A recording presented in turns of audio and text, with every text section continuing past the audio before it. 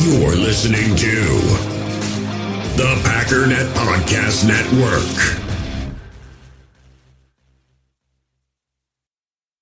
You ever hear of test driving a phone network? Well, US Cellular is letting you test drive their nationwide 5G for free. Try out US Cellular wherever you have spotty service. Your commute to work, that one spot in your house where your service dips. It's as easy as doing a little beep boop pop boop pop with your phone.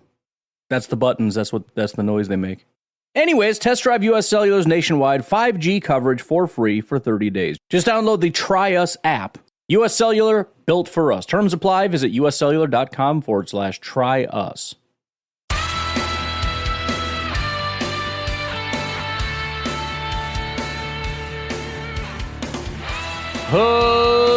Ladies and gentlemen, welcome once again to the Packernet Podcast. I am your host and resident panelist, as always, Ryan Schlipp. Check us out online, packernet.com. Find me on Twitter, pack_data. Well, getting started with the news and notes, of which there's almost none, aside from random speculation about nonsense trades that are never going to happen, and other people saying why this team might do this or that or whatever. Making the case for why the Packers could win the NFC North. I don't know, because they're freaking good. So stupid. Anyways, apparently Dak Prescott was seen recently walking around in a boot. That's about it. That's all the news we got. The only thought I really had was I don't know if that would impact the contract situation.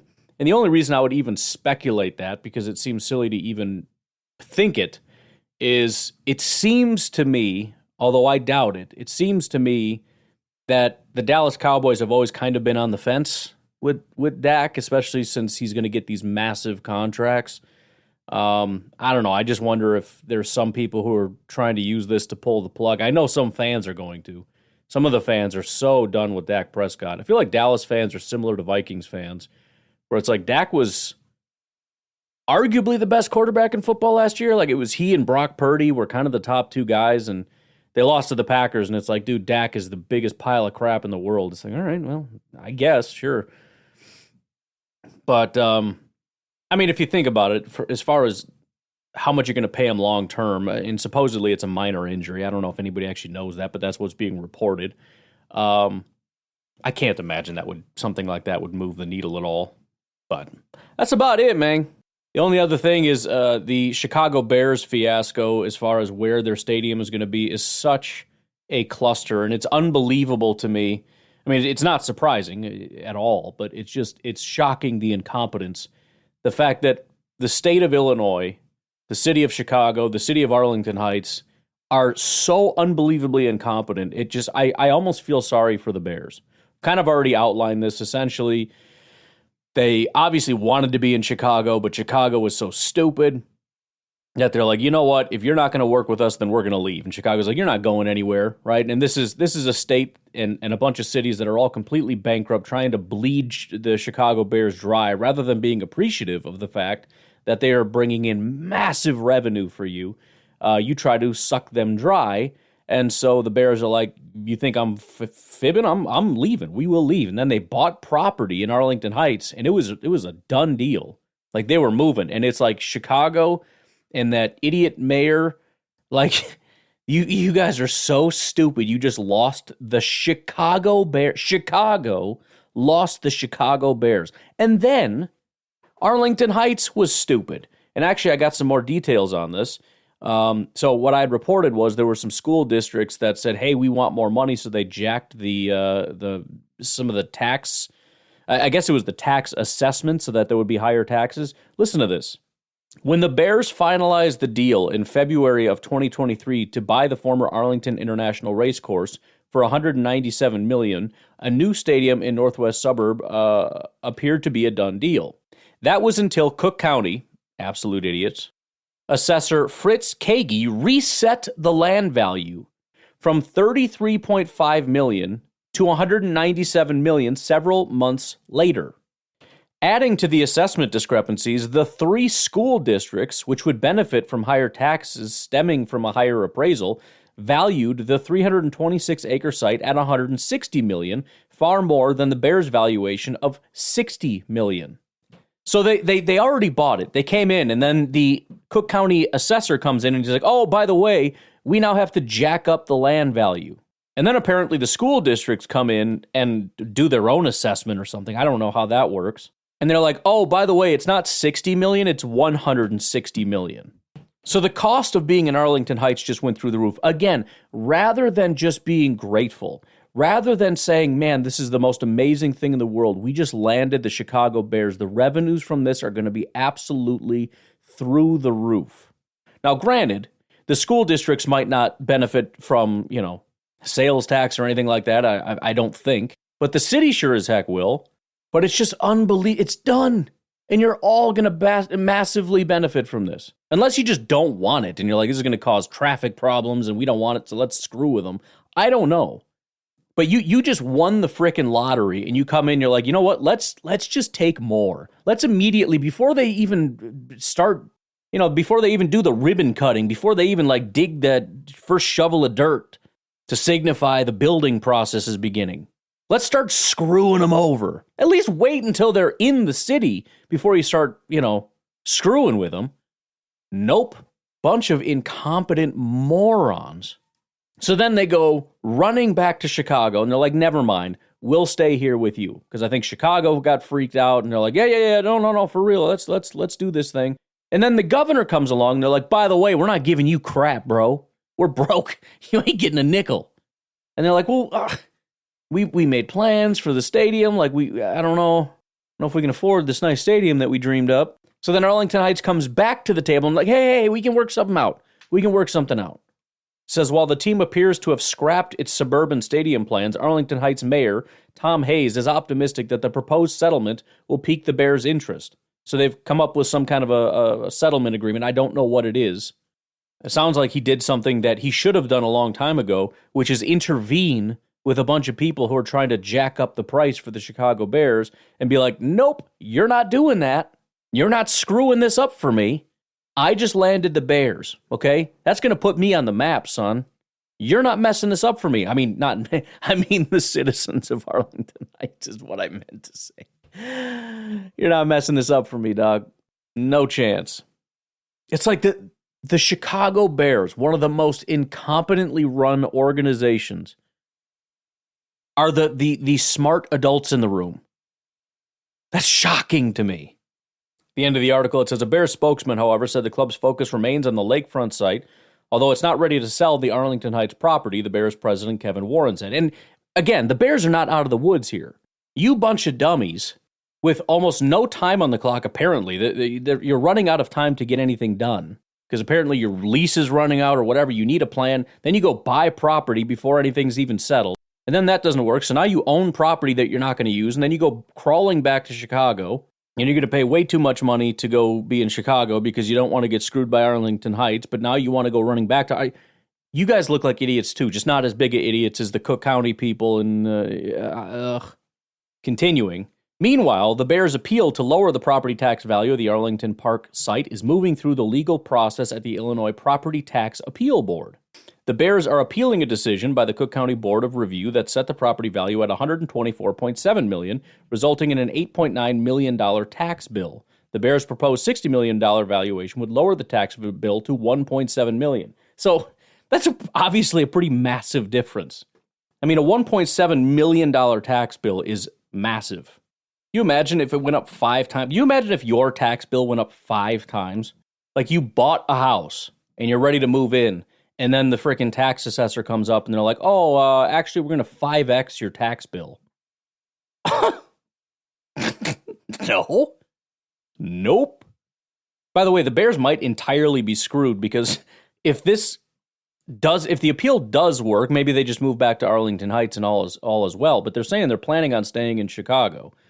So if the appeal does not work as they assume, again, this is supposedly a land tax bill.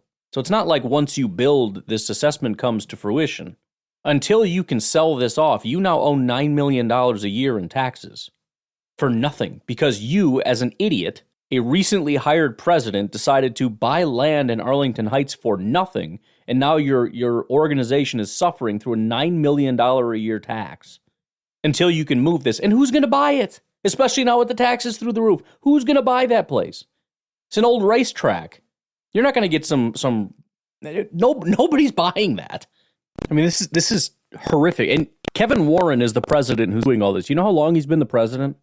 1 year. He started in 2023. Dude concocted this whole disaster out in Arlington Heights. By the way, they spent, let me see, what did it say that they spent on this? They spent $197 million to buy that property. Do you know how much money they make? These are estimates. I don't know the exact numbers. Around $520 million. However, that's gross. That doesn't include how much they're already paying Chicago, the players, the everything. There's about $150 million. They have an operating income, which is a good estimate for net income after expenses. Operating income of 152. They spent 197. More than all the money that they have in a year to do anything. They spent to buy land that they're not going to use. And then about 6% of their operating income every year is going to be spent on taxes to maintain property that they're not using. I mean, I don't know if Kevin Warren's being directed by the people above him, but if not, I'd be looking to take the reins of this thing and fire that guy instantly. Because this is a freaking debacle. You've been here 1 year and look what you just did. You spent $200 million and got us locked into a situation where we're going to spend $9 million a year on this property that we spent $200 million on and never used. Jeez. I hope that this level of incompetence is top to bottom in that organization, because as long as it is, it doesn't matter who their quarterback is. It doesn't matter anything. This team is never going to win anything. This is a massive, massive debacle. I just saw some pretty absolutely terrible news here. Vikings 2024 fourth round pick Kyrie Jackson passed away in a car accident. His agent and former high school coach have already confirmed this, and I've seen multiple people. I didn't believe it at first, but as soon as I saw the first one, a bunch more came pouring in, people saying I talked to his agent, it's true, et cetera, et cetera. So obviously, as I've said 1,000 times, as most of us have said, some things are much bigger than football. That's terrible. I'm sorry for him, for his family, for the Vikings, who seem to have had horrific luck with guys, passing away, going to prison, whatever the case may be. Seems like it's always the Vikings that are having these things happen, but terrible to hear. Certainly a promising young player. I definitely remember him through the draft process. I'm sure we talked about him many times as a prospect for the Green Bay Packers, needing corners, et cetera, et cetera. Vikings definitely could have used some help at that position. So there was, there's always an outside chance he could have been starting this year. Very promising guy with a pretty promising future. It's unfortunate. I don't have any other details of what happened, but on some level, it doesn't really matter. The guy lost his life, and that's horrible. Again, aside from all the rivalry stuff of like, oh, screw that guy, he's a Viking, whatever. You feel happy for these guys. You know what I mean? I mean, this is a life's work culminating into this one special moment. I mean, he just celebrated with his family a couple months ago. Think about the happiness, the excitement that the family felt of what he had accomplished and how absolutely devastating this is. I mean, it's horrible. It's so absolutely horrible. But on that awful note, why don't we take our first break? We'll be right back. Passion, drive, and patience. The formula for winning championships is also what keeps your ride or die alive. eBay Motors has everything you need to maintain your vehicle and level it up to peak performance. Superchargers, roof racks, exhaust kits, LED headlights, and more. Whether you're into speed, power, or style, eBay Motors has you covered. With over 122 million parts for your number one ride or die, you'll always find exactly what you're looking for. And with eBay Guaranteed Fit, your part is guaranteed to fit your ride every time or your money back. Because with eBay Motors, you're burning rubber, not cash. With the parts you need at the prices you want, it's easy to make your car the MVP and bring home huge wins. Keep your ride or die alive at ebaymotors.com. Eligible items only, exclusions apply. My son started collecting football cards. I had no idea what the heck I was doing, so I went out and bought him one of those binders you put all the cards in and all that kind of stuff. Turns out card collecting has come a long way since when I was a kid, and that's what people did. Now there is a new way to buy, sell, and trade cards. It's called Arena Club. Whether you're buying, selling, trading, or displaying, Arena Club is the all-in-one trading card platform that you have to sign up for. Over at arenaclub.com/packdaddy. We actually did a whole YouTube video about this. I would encourage you to check it out. It is a fantastic website. You can, as I said, you can buy, trade, sell, but also you can display all of your cards right there on the platform. It gives you all of the grading. They'll even grade your cards. Their grading combines AI as well as human grading to get the most accurate grading of all your cards. And right now, you can get 10% off your first purchase by going to arenaclub.com/packdaddy. That's arenaclub.com/packdaddy for 10% off your first purchase. You ever hear of test driving a phone network? Well, US Cellular is letting you test drive their nationwide 5G for free. Try out US Cellular wherever you have spotty service. Your commute to work, that one spot in your house where your service dips. It's as easy as doing a little beep boop pop boop pop with your phone. That's the buttons. That's the noise they make. Anyways, test drive US Cellular's nationwide 5G coverage for free for 30 days. Just download the Try Us app. US Cellular, built for us. Terms apply. Visit uscellular.com/tryus. You're a podcast listener, and this is a podcast ad. Reach great listeners like yourself with podcast advertising from Lips and Ads. Choose from hundreds of top podcasts offering host endorsements, or run a reproduced ad like this one across thousands of shows to reach your target audience with Lips and Ads. Go to lipsandads.com now. That's LIBSYN ads.com. All right. Why don't we talk a little bit about this Murphy Takes 5? I don't know how many more of these we're going to have. In fact, a little bit higher up, there was a question asking about Mr. Policy and whether he's going to be taking this over. Unsure at this time whether he will or not, so let's enjoy it while we can. I want to focus on the last couple here. I've been talking about this thing, which I think is catastrophic. I haven't heard a lot of people talking about it. I genuinely think this can be detrimental. I can't think of a better word than detrimental and catastrophic for the NFL. But John from Janesville, Wisconsin asks him, he says, what are your thoughts about the verdict in the Sunday Ticket trial awarding the plaintiffs over $4 billion? Mark Murphy says, this was obviously big news last week, John. I was disappointed in the verdict and know that we will appeal the decision. I would also echo the sentiments that the league expressed in its statements. Quote, we are disappointed with the jury's verdict today in the NFL Sunday Ticket trial class action lawsuit.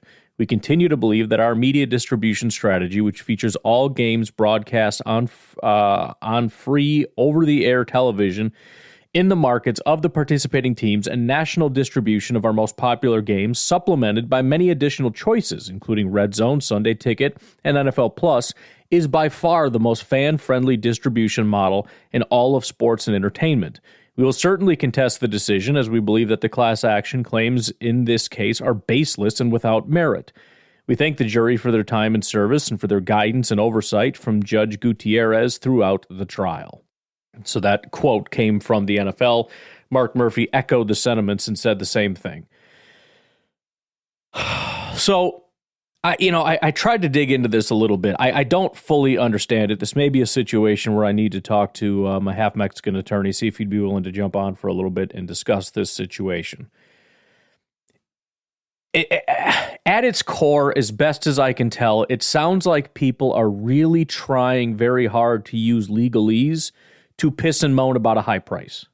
That's what I think this is. They're hiding behind quote-unquote antitrust. Essentially what they're saying is you are forcing people to pay for DirecTV, which is really expensive, so that they can pay for an additional package, which is also really expensive, just so that they can watch this extra service. Because again, remember, the NFL said, we provide all of your local games to you. We also provide all of our major games for free. There are additional options, and this is one of them. But they're saying you cannot force people to buy DirecTV in order to watch your service, which I find to be completely stupid for many reasons. Number one, yes, I can. Now, I don't know how the antitrust things work, but just as a free-thinking human being, if it's my service, I can put it wherever the hell I want and charge whatever the hell I want, and if you want to buy it, do it, and if it's too high of a price, or if you don't want to go over there and buy it, then don't do it. which again is me saying this is nothing more than pissing and moaning about price. And I agree. I bought it once. I severely regretted it, and I canceled it as soon as I could. In fact, I paid to stop having it because it was so freaking expensive toward the end.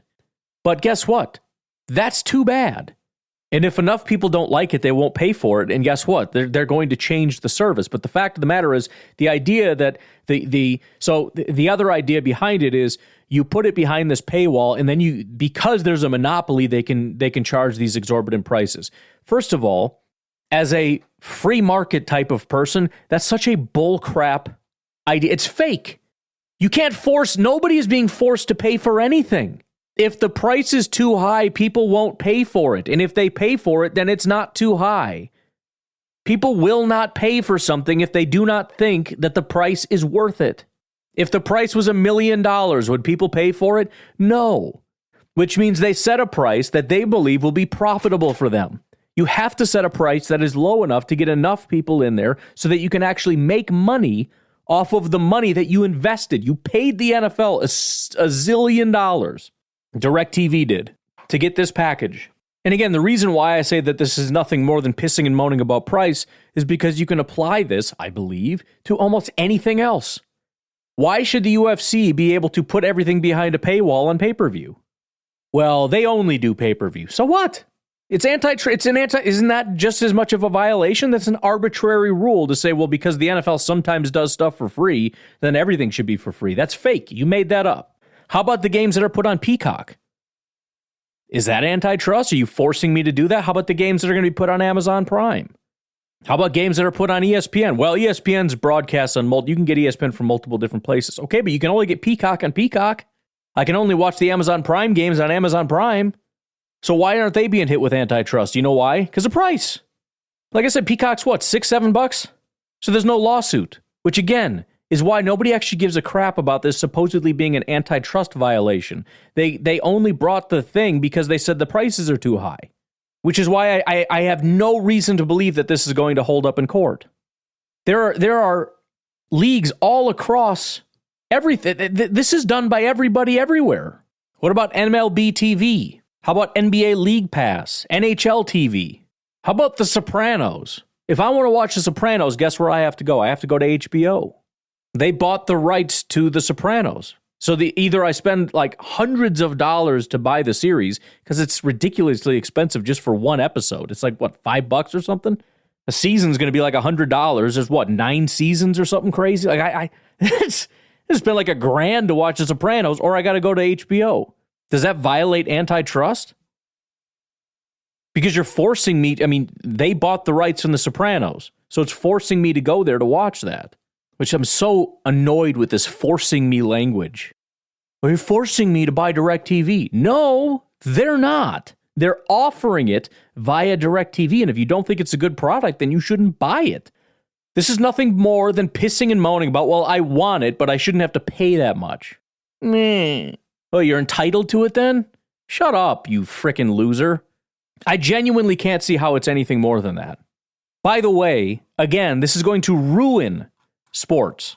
This is people pissing and moaning and well, this is first and foremost lawyers who are going to get massively rich on the backs of people who are willing to sign off on this pissing and moaning fest. Ooh, I'm going to get my money. You're not going to get jack squat.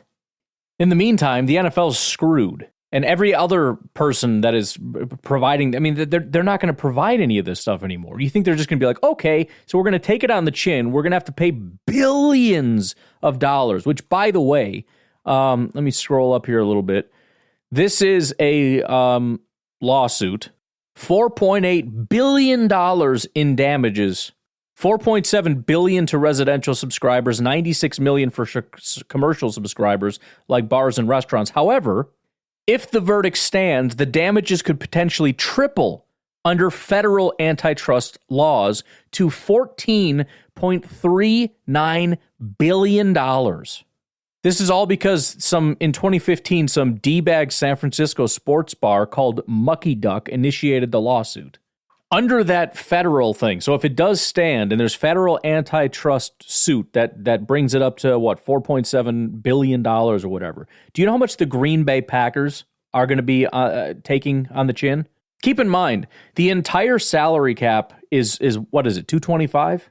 Do you know how much the teams are liable for, including the Green Bay Packers? 441.3 million. 2 years worth of salary cap.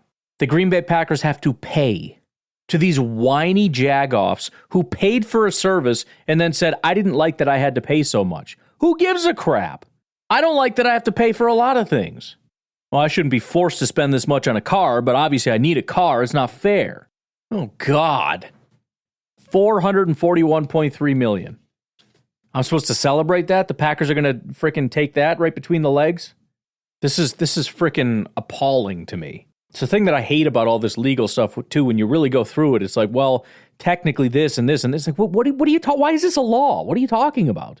It's like, what is antitrust? Antitrust is to prevent monopolies. The NFL is a monopoly. It just is by its nature. It monopolizes the NFL. Everything about the NFL is a monopoly. There is no other NFL. There's no competition to the NFL. So if we really want to take this antitrust thing to its logical conclusion, let's just shut down the NFL. It is a monopoly. But we don't want to do that. We want to pick and choose when we feel like applying antitrust. Right? Not the Peacock thing. Not the Amazon Prime thing. Just this thing over here that we don't like the price for, but we chose to pay for it anyways, which tells me that it actually wasn't too high of a price. Because if it was, you wouldn't have paid it. There's a reason people like me and a lot of other people didn't pay for it. And you know what? DirecTV wouldn't have been a thing because they wouldn't have made a profit if people like you didn't pay for it. You want them to stop doing a thing, stop supporting the thing that they're doing that you don't like. You don't pay for it, which is an agreement by you to say, yes, this is worth it to me, and I will pay you the money, and then later come back and sue them for it. I can understand if this is something you need. If it's a utility company or something, and it's the only one in town.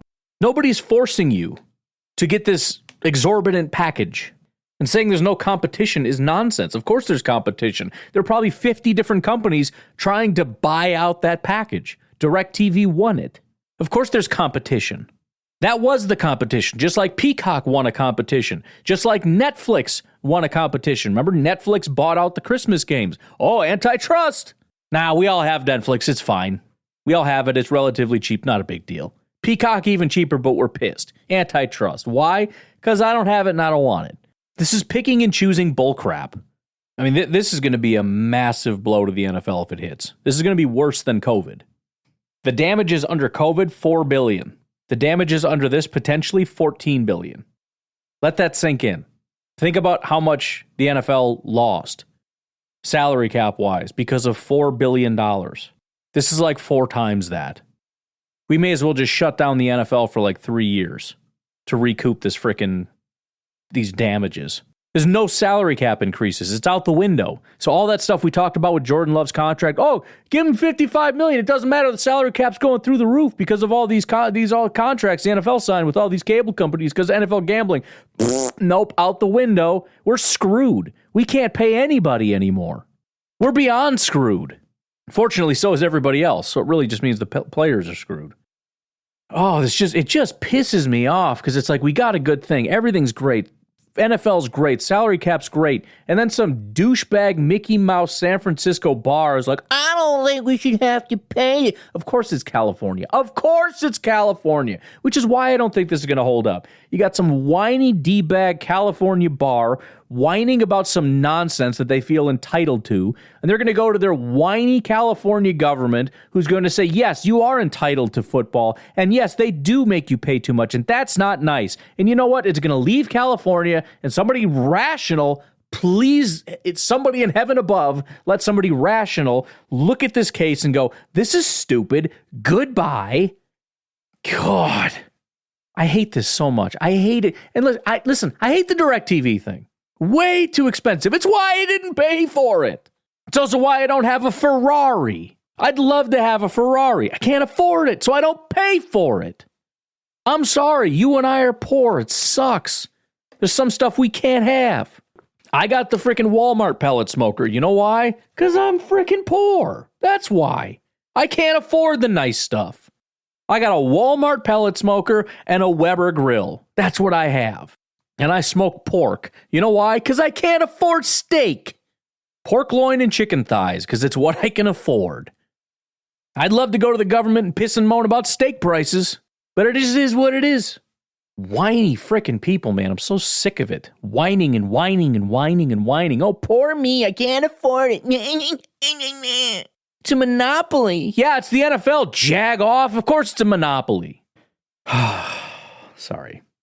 I didn't mean to put everybody in a bad mood. I shouldn't have even talked about it because we already discussed it.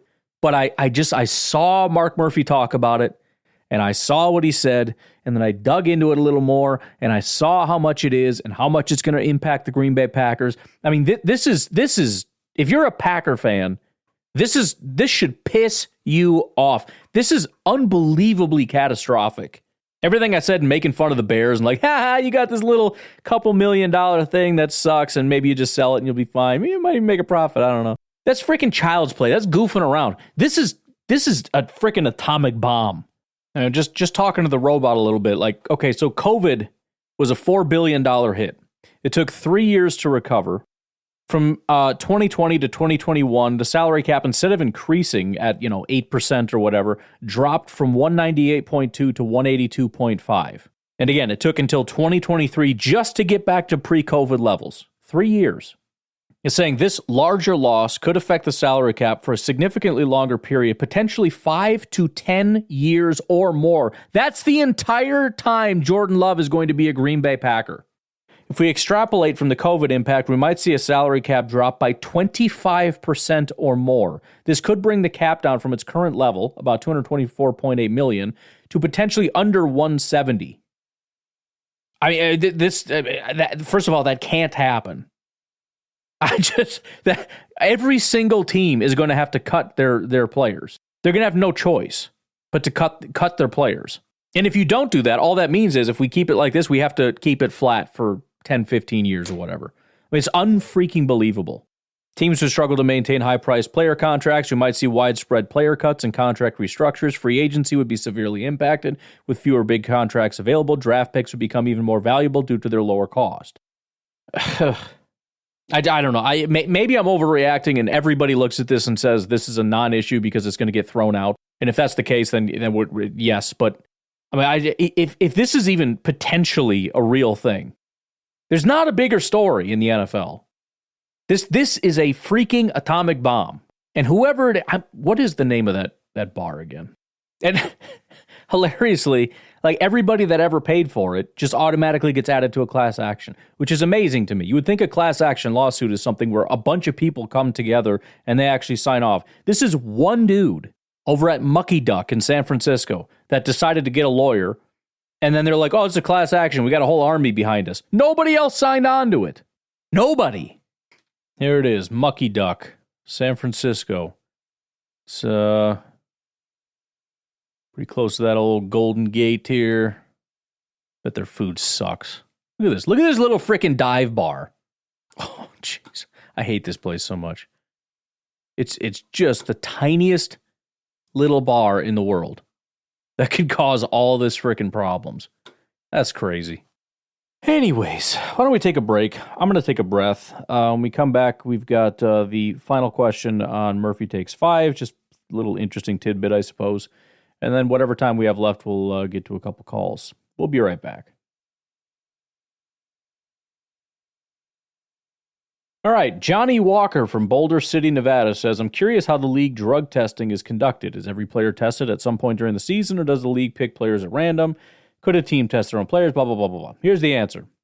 Thanks for raising this question, Johnny. It's timely, as the NCAA recently announced it would no longer test for marijuana. With regard to your questions, all the league's drug testing is controlled by the collective bargaining agreement between the owners and the players.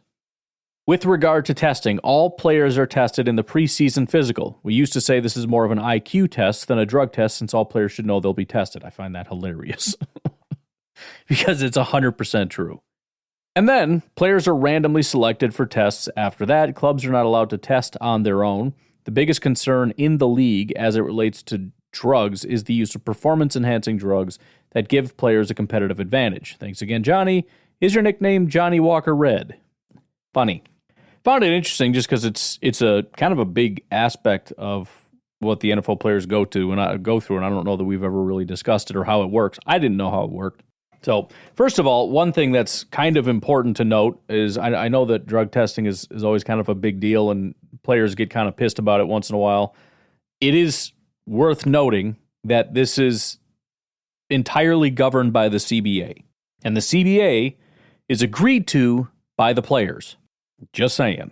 So the other thing, I kind of dug into this a little bit because I know there's a lot of talk about, this guy had a good game and then boom, he suddenly got tested, right? That's always a big thing. It's not to say that this process can't be corrupted. However, notice how it says clubs are not allowed to test their own, right? Which is probably known, right? It comes from the league office, but even that is not necessarily true. The league office has oversight, which again is maybe where you can have possibly some fingers in there causing some problems, but they do try really hard to make sure that this is a neutral process. And the way that they do that is that they actually hire a third-party outside company. So there is my assumption, although I don't know, is that there is a third-party company that kind of goes out, so each individual area will have a medical company that contracts with the NFL. So Green Bay is going to have, somebody from Bell and Health or something, I don't know. But they contract this out for a third party. Or maybe it's just this other group that travels to all 32 teams. I have no idea. But it is an independent third party that is not paid for, that does not work for the NFL. They are paid by the NFL. And there's also a third party administrator. Now, I don't know if this is somebody that actually works with the medical company or if this is an additional outside person. But there is a third party administrator that is involved in this randomized testing process. I don't know that there's a whole lot of information on this, but I believe this is a computer-generated process. So, in other words, from start to finish, the CBA, which is agreed upon by the NFL and by the Players Union, they come up with the parameters. Now that the parameters are in place, the NFL oversees this process. And by overseeing it, essentially what that means is they make sure that there is a process in place that follows the rules that are outlined by the CBA. They then hand that over to this administrative process, and then they go through and they have these randomized things. They'll hand that off to these people, and they'll say, here are the 5 people that we need tested. They'll hand that, for example, to the Green Bay Packers. Somebody will go into the locker room, and they place a note in each one of their lockers saying you've been randomly chosen, please report to this place. They'll report to that place, and there will be a third-party medical person in that area to take the test.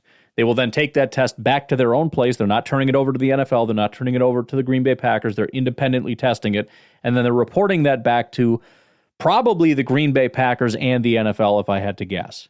So, anyways, I find it interesting because I never knew how that worked. And I know there's a ton of conspiracy theories about all this. And again, it's possible. It's possible the NFL, Roger Goodell gets on the phone with the head of this third-party independent process who he golfs with, every the first Sunday of every month or whatever. Or Monday. Probably wouldn't do it on Sunday or Tuesday. When they don't have football, they golf together. And he's like, hey, Charlie, you think you can slip a note on Jordan Love's locker? He's kind of going nuts the other day. Just maybe turn that over to the people. Just say the computer pulled it. I'll be on record saying I really doubt that's happening, though, because the fact of the matter is it's not worth it. The potential risk of if that gets out compared to the benefit. I mean, first of all, do you think Roger Goodell gives a crap if a player goes off? Do you think he wants to shut that down? Do you think he's looking at, Christian Watson blowing up for a game, and he's like, no, can't have that bull crap? I think he's looking at Pat Mahomes, and he's like, nope, I'm sick of this guy. Go test him. I want to shut that down. He's not doing that. But if it were ever discovered that he's in there manipulating this thing, first of all, there's going to be a massive lawsuit. Second of all, there's going to be massive trust broken. It's a huge deal.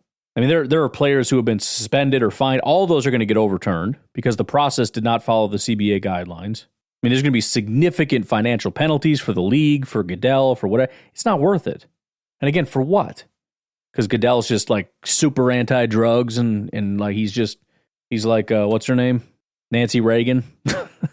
He's the Nancy Reagan of the NFL. He's going to get all the drugs out of the NFL, even if it hurts the league, even if it hurts his credibility, even if he has to pay in a lawsuit out of his own pocket. He's going to make sure that these really good players stop being so freaking good, and we're going to find out that they're drugging, and we're going to get it out of the league, man. I don't think so.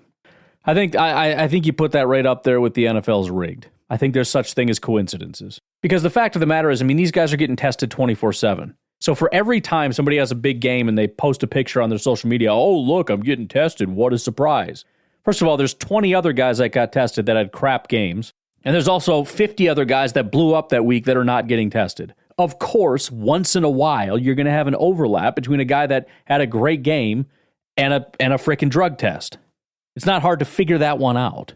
All right, anyways, let's kick it over to Daniel from California. What's up, Mike? Hey, Ryan, Daniel from California. Hey. Man, I know sometimes it's hard to look back and think about what we saw, 10 years ago, 5 years ago, just last season. And whenever I think about Aaron Rodgers and I think about that offense, it was the most difficult, way to move the ball and the easiest at the same time, right? It just seemed everything was always so hard. Yep. It always took every ounce of time before the play and everything all drawn out, right? And we talked about this during the season, and you mentioned it many times. It just seemed like you really had to work, when you had Aaron Rodgers on the offense. And once he got it set up, it was always easy after. But when you ran into a team that was just physical and a team that was just fundamentally sound, it didn't really work, right? Yeah. Well, we watched last year with Jordan Love. He's actually running the pure, updated LaFleur offense, right? And it's not just some random offense. He had to figure out exactly what plays work with the receivers and all that. But he had his playbook, and everything was built to work off itself, right? It's how LaFleur wants to run it. It's not a more old-school West Coast blend, right? LaFleur is building this with Love, and it's trying to maximize the offense. But what we watched, it was so easy once it turned on. That's the difference. Go watch just the offensive plays of the Vikings team at the end of the season. Go watch the plays at the end of the season of the Bears. Go watch the Dallas game. Go watch the San Francisco game. San Francisco was probably the most fundamentally sound defense in the NFL last year. You could argue a team like the Jets, a team like the Texans, a team like the Ravens. But pound for pound, that defense that the San Francisco 49ers had was very sound. Very hard to move the ball against. You have to either, execute your plays perfectly, or you have to out-physical them, and it's very hard to out-physical them. And it just looked easy that we can move the ball up and down the field. It never looked like that against these elite defenses with Aaron Rodgers. And that's my argument for Jordan Love. He's playing within the offense. He's working with Matt to, not pushing against with what he likes. He's more open to ideas. They're building this together because it's all brand new. And I believe in Jordan Love. I think he is a top 3 quarterback. I was on the bandwagon last year before he broke off. I had Part 2. Just to sum up my point, before, because I saw when he played Kansas City 2 years ago that he knew where to put the ball. He didn't have the answers, though, to operate the offense. And then after everything happened and him talking about it and what he learned, because he didn't know how to set the offense up to give himself good protection and all that stuff. And he really took that personally, and he made those leaps, right? And I could easily see it in that Chiefs game where you have a certain type of play, and he's putting the ball in a good position where there's a 1-on-1. He doesn't have the guys on the same page because none of these guys were there with him during that offseason. Well, now he's on page with these guys. He's got all the elite traits. I think he's the one. He's a top 3 quarterback, and I'm not talking, like all these other guys. He is somebody who's willing to work to win. I don't think he's, like a Stafford or any of these guys. I think he's a Breeze, a Rodgers, and a Mahomes type of guy that's going to be a top 3 quarterback because he's about that effort. and he really cares about what he's doing. He's working out in the off season. Whatever with Chase Daniels, that backup quarterback, perennial backup quarterback for Breeze. He said there's not a harder worker that I've seen since Drew Brees and Jordan Love. And that's why I think Jordan is the next big thing. Yeah, I mean, as long as the offense can outpace the defense, as long as Matt LaFleur can stay a step ahead of everybody, I think we're in really good shape. You're right. I think with Mike McCarthy and Aaron Rodgers, it was just a different kind of offense. There may have been a time where it was, kind of easy, but I don't remember it. And I remember, I'm sure we all do, every single game, even though we were always in good shape. And Rodgers almost always had the offense going, and we almost always won all the games. Man, it really felt stressful. Every single game just felt so stressful because you're right. I mean, even some of the plays, they only work because we had like Rodgers and Devontae. If it was anybody else, that play's not going to work. It was, an adjustment at the line. It was a perfect pinpoint pass. It was a route that only Devontae could run. And even then, it was just, it was just barely. Everything was just like, oh, it's so good. And everything was, like you said, down to the wire with getting to the line. It was just barely getting that first down on 3rd and 4, completing a pass, and he just reaches across. And it's like, oh, jeez. And just thinking that's how the NFL worked. But then at the same time, you'd watch other games, and the Patriots were always an example to me where it's like, I hate Tom Brady because dude just throws to wide open guys all day long, and it's usually right across the middle of the field. Like, how is Wes Welker open? Nobody around him in the middle of the field. It's just so easy. You look at the 49ers. I mean, guys are just open. And I think Matt LaFleur is better at that. And really all we need is Matt LaFleur to stay ahead of defenses and for Jordan Love and Matt LaFleur to be on the same page and understand things and see things the same way. As long as that's the case, we talk a lot about the wide receivers. It almost doesn't matter. It does, to some degree, but I mean, you could bring Alan Lazard back and he could be open in some of these instances. I remember somebody was highlighting a Jaden Reed thing, and oh man, only Jaden Reed or something. And it's like, this is a coverage thing. Like, this was just a great play design. I didn't see anything special about the route he ran. It was an in route, and Christian Watson cleared everything out and just kind of drew people away. And it's one of those things where if this guy drops to cover him, then somebody else is open. He didn't, and so he's wide open in the middle of the field. It was just a perfectly drawn up play. I'm not trying to trash Jaden Reed. I'm sure he does some spectacular things in other plays that you can highlight or whatever. But a lot of these, like, amazing plays by the wide receivers, like, that's just scheme, dude. I mean, he's just open. And all we need is for Love to anticipate it and throw it accurately and for the guy to catch it, and we're solid beyond that. So, yeah, I'm real excited. There may come a time when defenses figure out how to play this a little bit more and it gets to be complicated. Hopefully, Matt, he's a smart guy, which is important because you need to be able to adapt and stay ahead of things. But I don't think it's happening this year.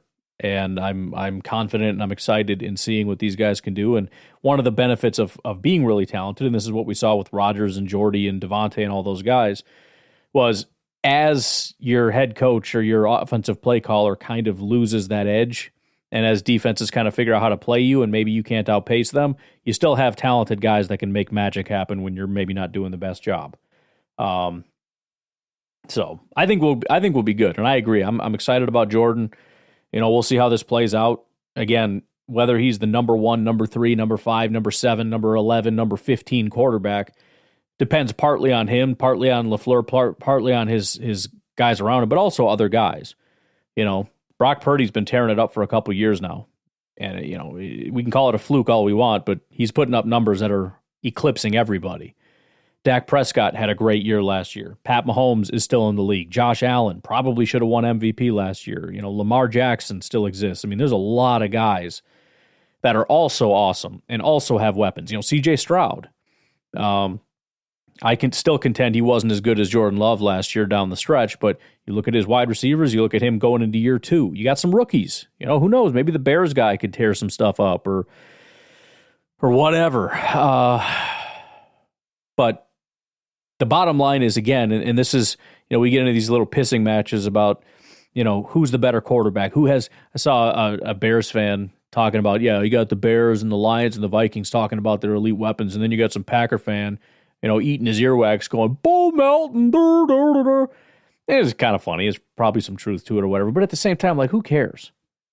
Listen, I think every team, every fan base in the NFC North, maybe with the exception of the Vikings, where you get a little bit nervous, feel real good about the situation. If you're a Bears, Packers, and Lions fan, you're feeling pretty good right now. Especially, I would say, if you are a Lions and Packers fan, because you know what you have. If you're a Bears fan, you're optimistic because you can see the vision. Vikings, you got to kind of squint a little bit harder to kind of see the vision. But, if you got a quarterback, then you can figure it out from there. But there's also a lot of other teams that there's a lot of reason for optimism. But at the end of the day, we should be optimistic, period. Is Christian, do we have a top 5 wide receiver group? I don't freaking know. Is Jordan Love number 1? Is he top 5? I don't know. But you know what? I believe in Matt LaFleur. I believe in Jordan Love. I believe in Brian Gutekunst. I like our rookie class. I like our second-year class. I like our receivers. I like our tight ends. I'm relatively optimistic about this offensive line. Love the running backs. Real excited to see that. Optimistic about our DBs, man. Excited about this defense. Ready to see those blitzes. Devontae Wyatt's about to rip some people up. Rashawn's going to go crazy. Like, I'm jacked, man. Let's go. And again, Bears fans are going to charp up about, we're going to beat you. Like, all right, dude, whatever. I'll see you at the top. I don't know. Because, again, I have generally a very long-term vision of things. Do I think the Packers are the best team and going to win a Super Bowl? I don't freaking know. I don't know. They got a 1 in 20 chance, 1 in 15 chance, however many teams have a semi-decent argument for it. But I know as long as there's no catastrophic thing, really the only catastrophic thing in my mind is Jordan Love. What he did last year was a complete fluke. Assuming that's not the case, we're set.